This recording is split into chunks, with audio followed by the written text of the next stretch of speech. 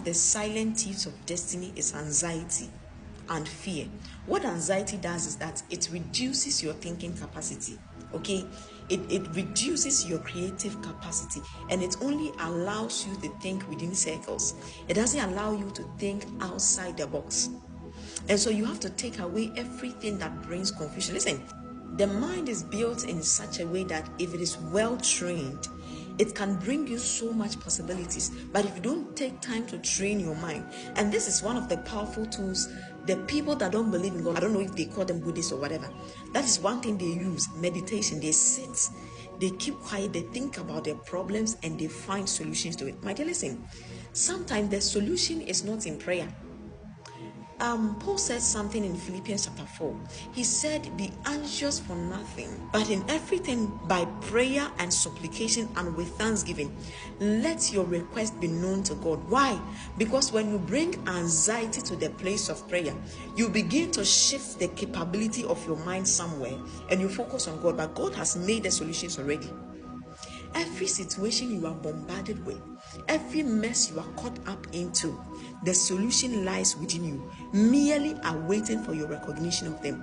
You are the miracle on your own, and so you have to put the mind to work. Listen, it starts from somewhere. The mind is like an electrical field that whatever it envisions, it attracts. So when you envision confusion, when you envision fear, that is what you attract. That is why always we are trying to cause reaction formation. So what we do is that whenever we are bombarded with issues, we are looking for temporal solutions to suppress the anxiety, to take away the fear. We don't sit and think through and ask ourselves, this thing I'm going through, what will be the permanent feasible solution? When I talk about feasible solution, I am talking about solutions that you can render on your own, even when no one comes to your rescue.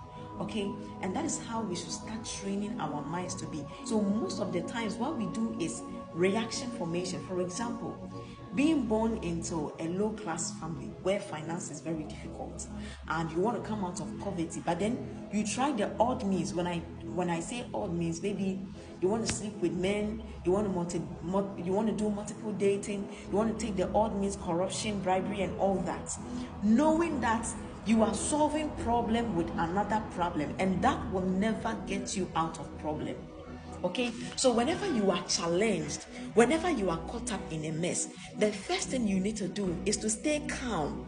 So in the book of Mark, Bible says that when Jesus was traveling with his disciples in the night and the tempest storm started coming, the disciples started shouting, and Jesus rose up. They started shouting, they started calling the name of Jesus. They said, Master, are you sleeping? Don't you care that we are drowning?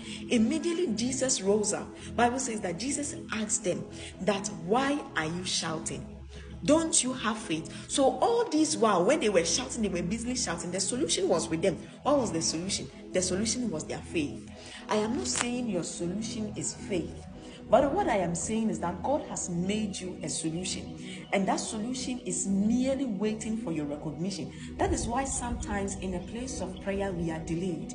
Not because God fancy our stress, like our grief, no, but then he will keep you in a place of prayer to form you, to transform you, to bring that ability in you, that ability to solve your own problems.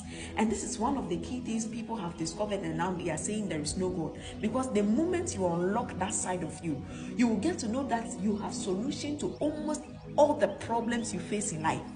You have the solution to almost, either by word of your mouth, either by the acts or your deeds. You are a solution on your own. Okay, so what you don't have to do is to cause reaction formation.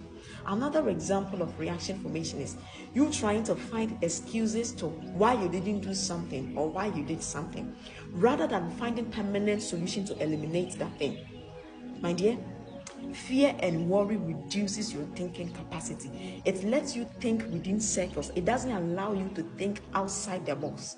You should start training your mind. Listen, it starts from one level to the other. If you don't practice it, if you don't put the mind to work, you will be always looking for miracles. You will be always running to people. You will be always sharing your problems to people. But let me tell you, if you are patient and you are willing to stay calm, you are willing to be quiet and think through your problems and ask yourself, what are some of the feasible possible solutions I can give to myself? My dear, the universe will align. Because listen, the best and the better solutions are surrounding you. They are just waiting for your mind to be in alignment. If you're able to tune your mind in alignment, the universe will hug you. The universe will hug you with solutions. The universe will hug you with your expectations. It will hug you with the kind of helpers you want to attract. Please, don't be so caught up in anxiety. Bible says, according to Proverbs chapter 12, anxiety and fear is a snare unto a man's life, but a kind word exalts a man. My dear, anxiety is a trap. Anxiety will incapacitate you. It will limit you. It will drain the ability of your mind. It will drain the creativity out of you. Be mindful. I pray that the Lord will help you. I pray that you will have the resilience, the emotional resilience